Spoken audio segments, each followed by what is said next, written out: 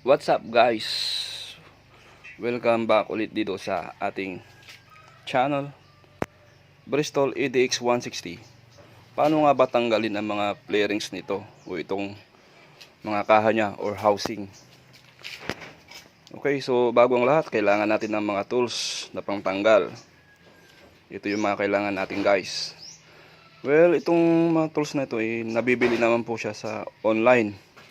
Meron sa Shopee or sa Lazada. Ayan guys, bali ito yung mga kailangan natin. So, ang unang tatanggalin natin guys, itong top nya. Ayan, so meron siyang tornilyo dito, tinanggal na natin yan, doon din sa kabila. So, for demo na lang para mabilisan tayo. Pag natanggal nyo na ito, may expose yung kanyang tornilyo dyan. Ito guys, may expose yan, makikita nyo yan. Pero guys, hindi ito ang hindi ito yung next na tatanggalin natin. Kailangan muna nating tanggalin yung ito.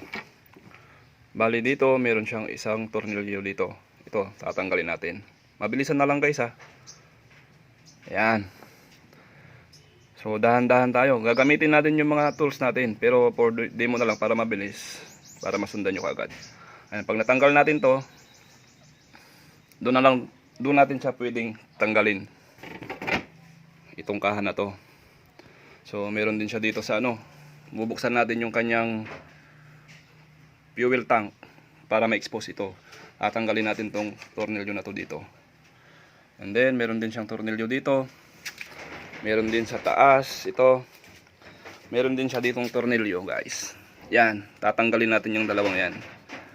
And then babaklasin nyo na yan ng dahan-dahan gamit ang mga tools na ito.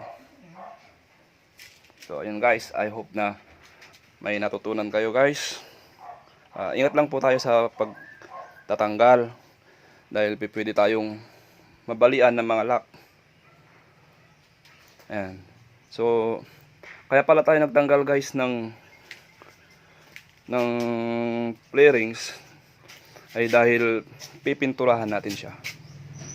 Ayan guys. So hanggang doon na lang guys. God bless.